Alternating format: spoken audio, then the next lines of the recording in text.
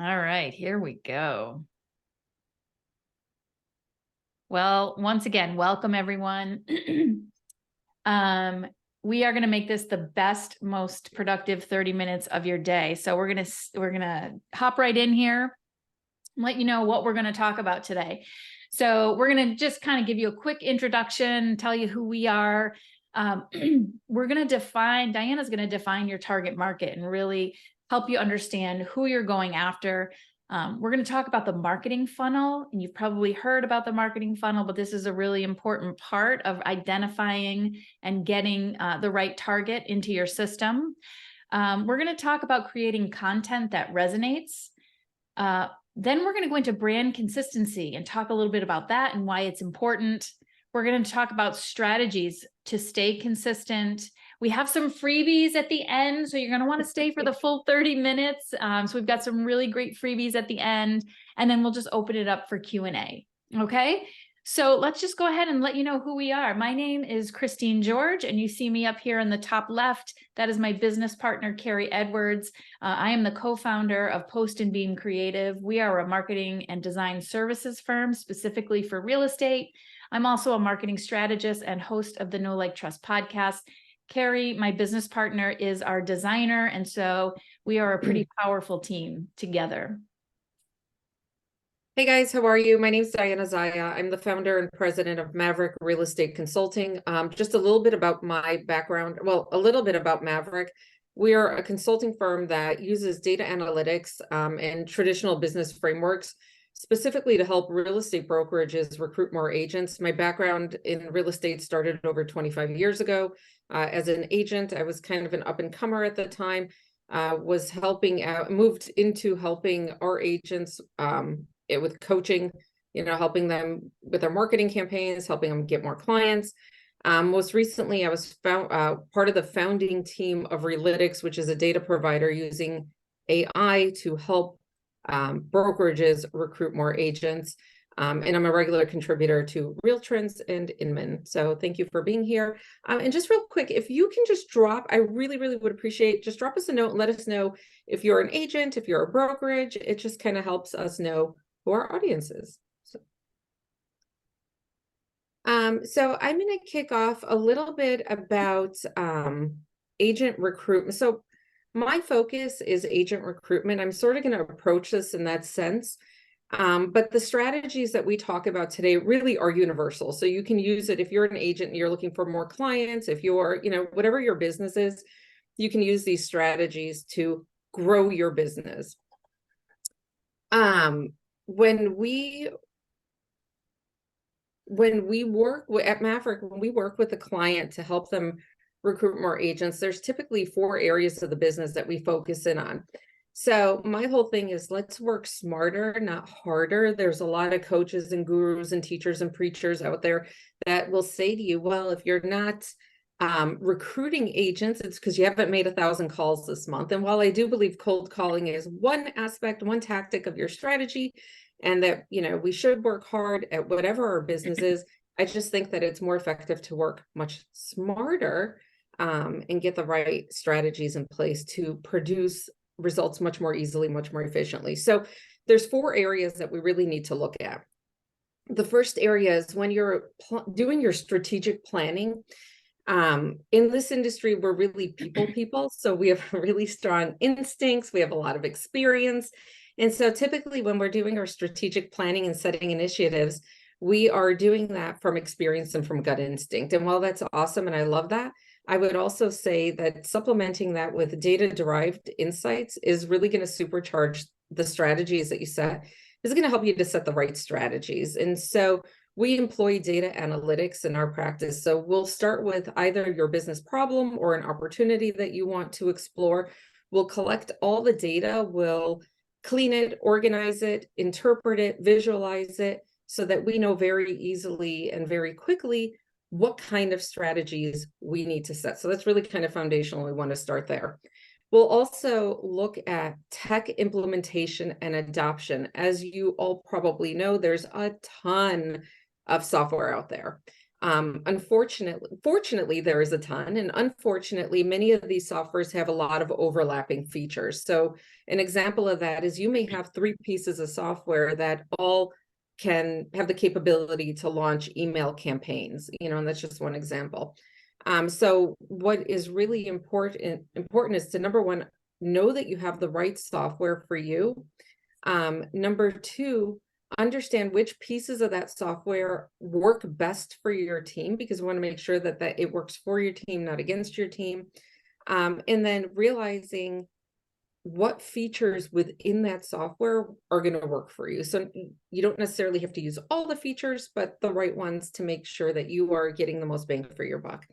And then we look at sales and marketing and optimizing everything on the sales and marketing front. And that's everything from defining your target market to creating your value prop to creating scripts, templates, sales battle cards, all of that kind of stuff that's really going to arm and equip your team.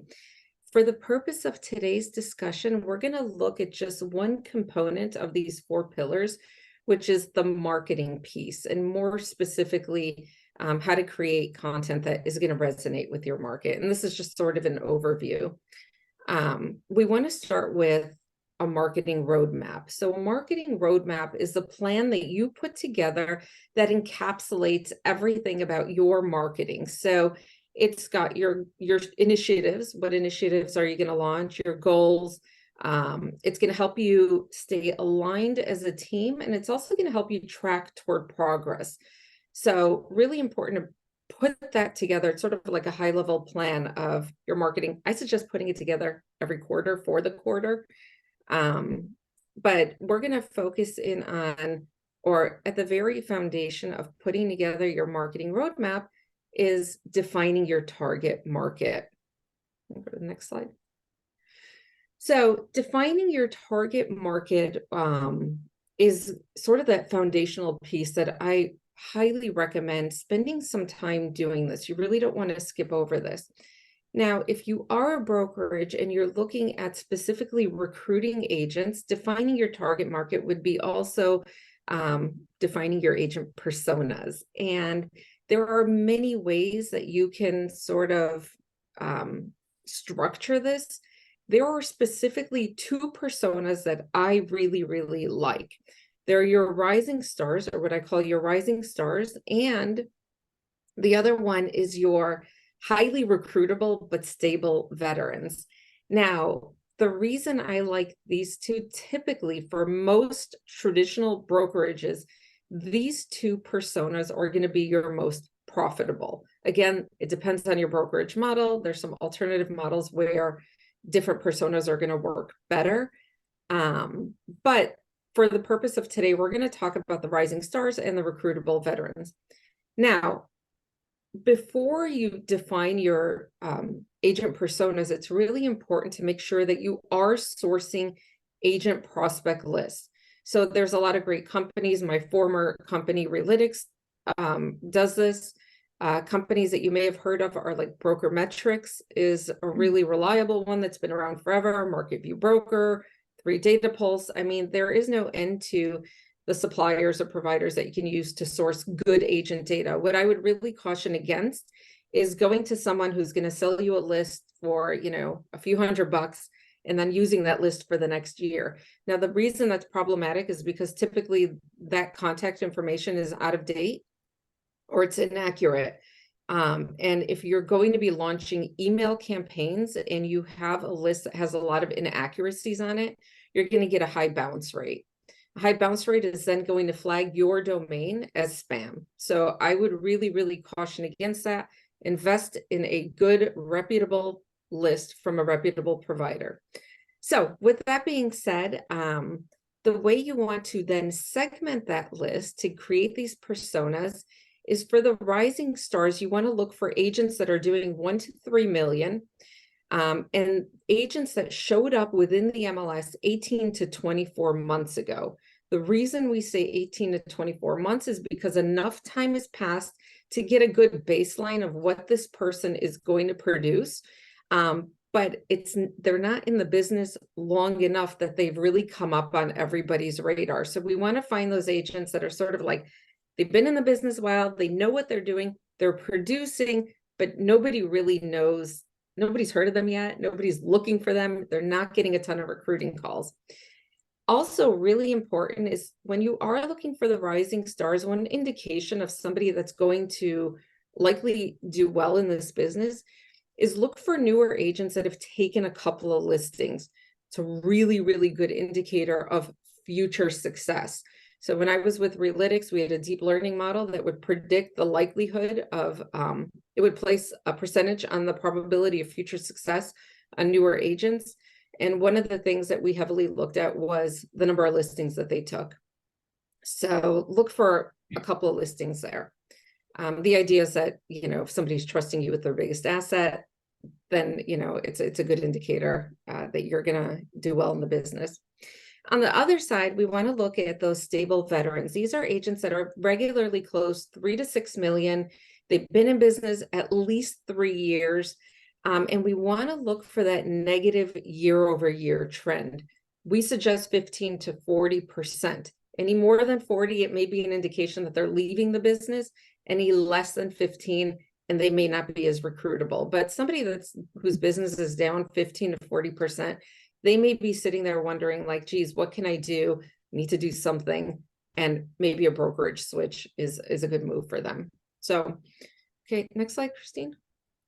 So now that we've got that defined, we want to start to think about our marketing funnel. Now, there are different variations of this that you can Google and you'll find.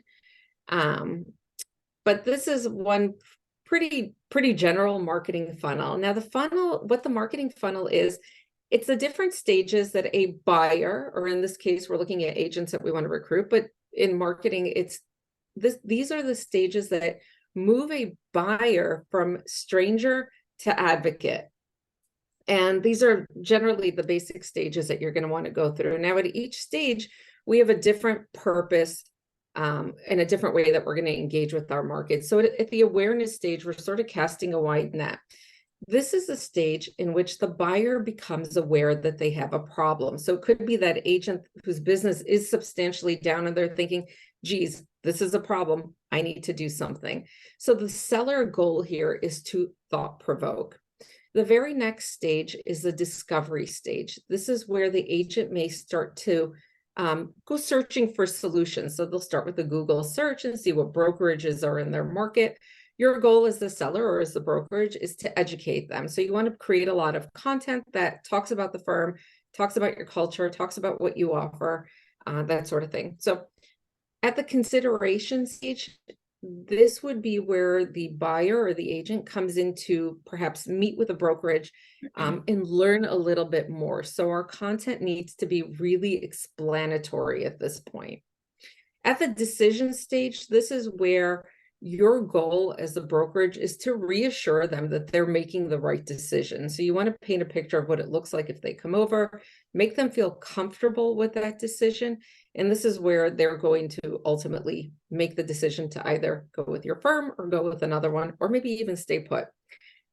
Finally, at the last stage, the loyalty stage, this is assuming that the agent has made the decision to come over to your firm. The sale is not over. I like to say, there are two sales: the sale to your market to bring them to you and to start to work with them. And then there's the sale, the continuing sale, where it's like, now I'm going to deliver on all of my promises and I'm going to really dazzle you. I'm going to take care of you because I want you to stay with us. And I also want you to become a brand advocate for us. And because you've had such a marvelous experience, you're going to go out and tell everybody about us. More agents are going to come to our firm.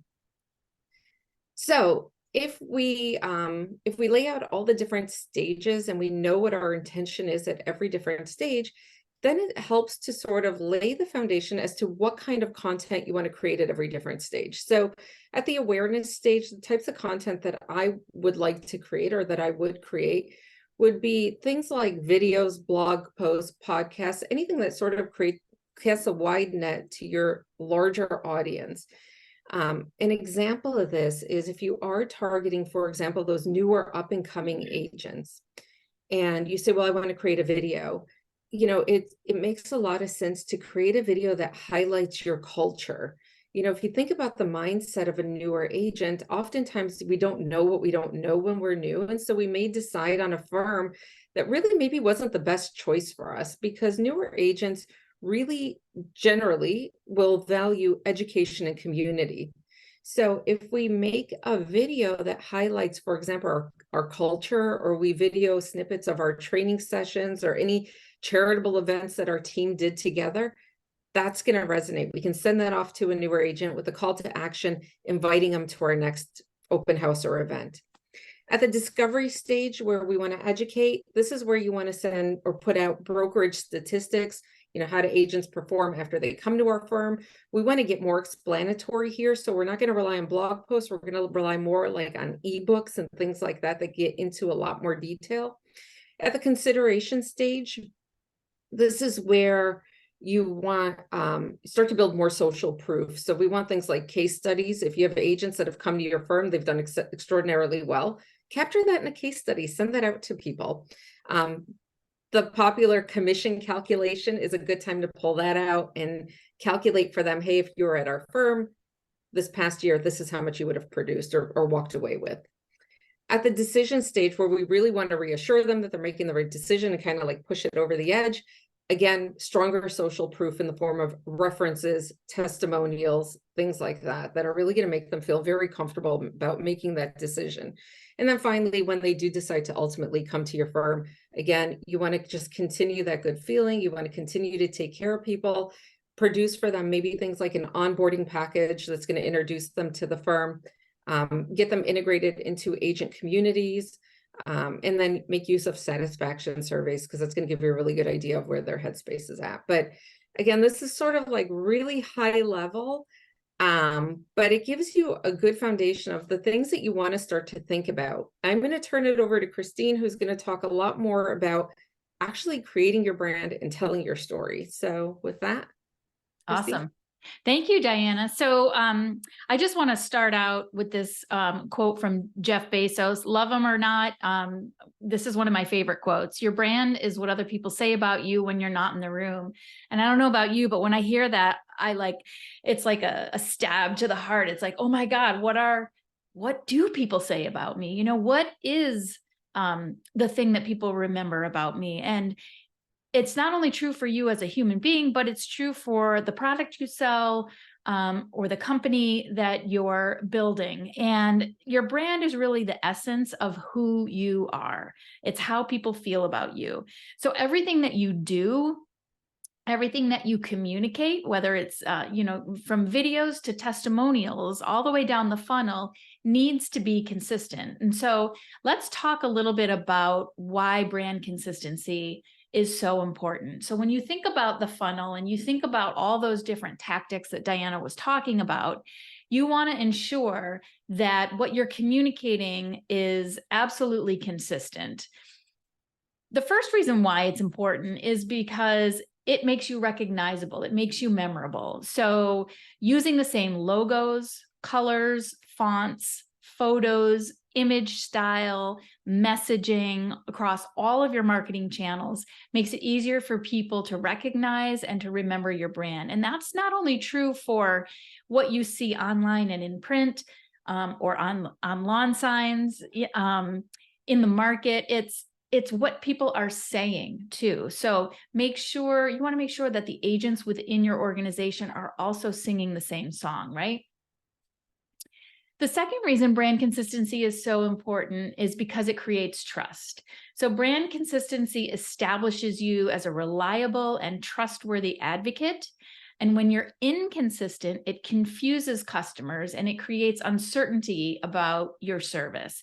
So you want to remain focused on what it is that you're about, what it is that you're offering, what your value proposition is, and make sure that's consistent across everything that you're communicating so that you're creating that trust.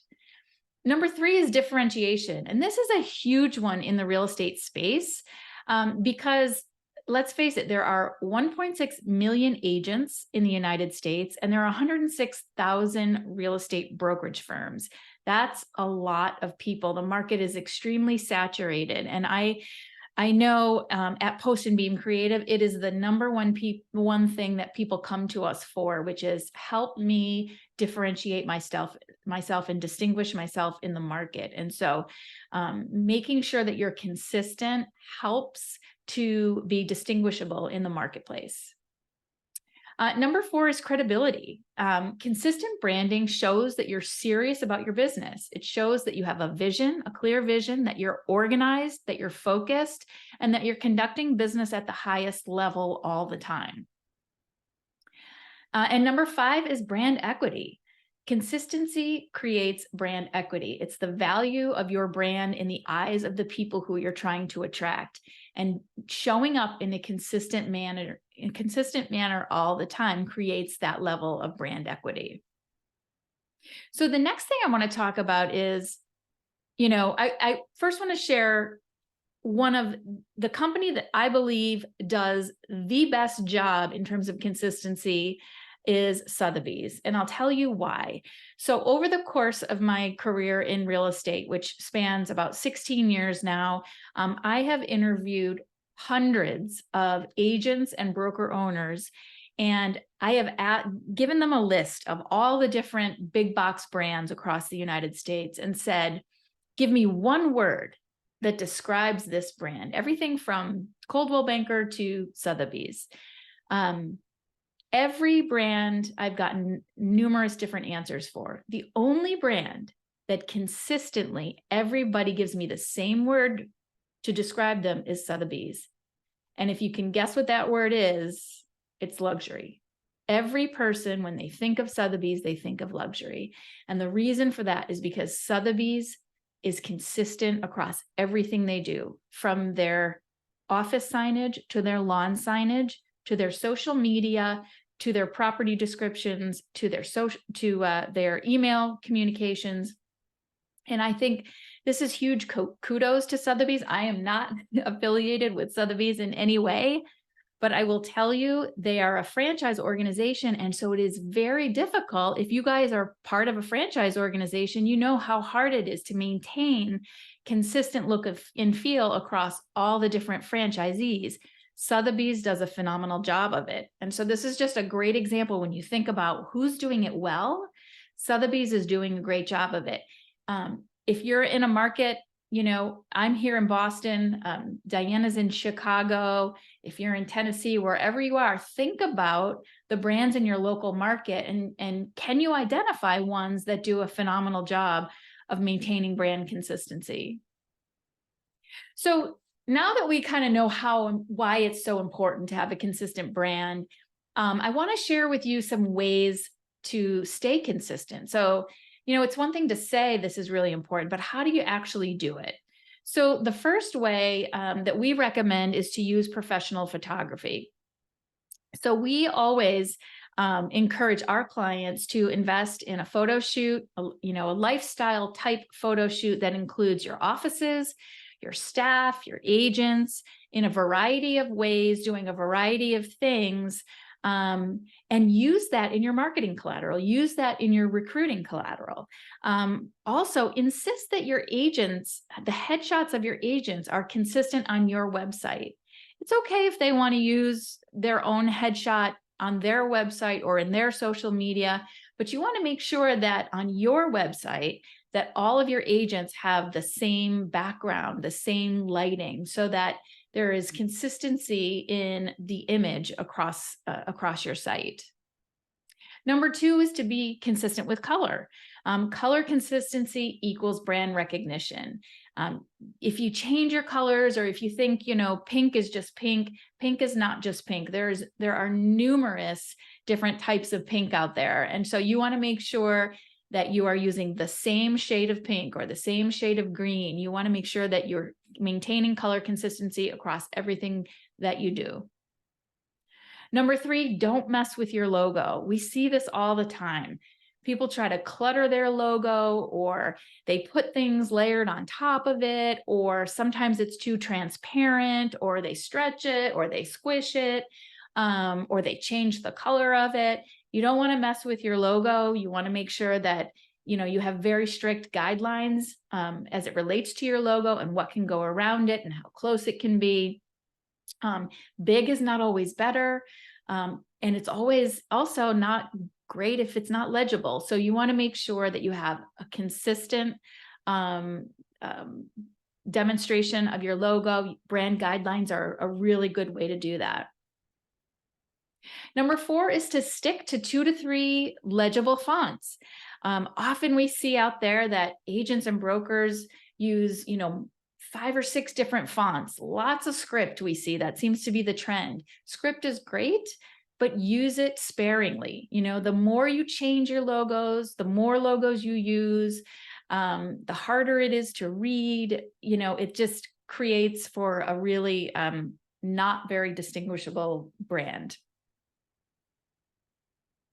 Number 5 is to sing the same song. So you want to make sure everyone in your organization knows what your unique value proposition is and how to communicate it. I see this as probably one of the biggest challenges for brokerages, because especially as you begin to grow and you have more and more agents, you want to make sure that not just your leadership team, but every staff member and every agent should be very familiar with what your unique value proposition is, what your mission is, your vision, and your values, and be able to communicate those consistently with whomever they're speaking to in the market. And then number 6 is to build your plan. So now that you have all this great information, you need to build a plan. The first thing to do is to choose your marketing tactics. So as Diana mentioned, what are you going to do to promote your brand? Is it video, podcasting, blogging, events, direct mail, webinars, whatever it might be? Choose what your tactics are going to be. And then plan your content. Take a look at your 12-month calendar and plan out how many events are you going to do? How often will you blog? Are you going to do a video every week or maybe just once a month? You want to put that out there and plan it out.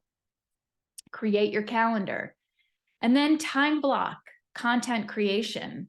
And the way that we suggest you do that is through batch content. So let's say you're going to do a video a month, 12 months. Maybe once a quarter, you shoot 4 videos, 3 videos. You want to batch your content on the same day so that you can make the most of your time. And then schedule it. You take one piece of content and you can repurpose it across all of your social media platforms, in your blog, in a LinkedIn article. There are so many different ways to repurpose your content so you're getting the biggest bang for your buck.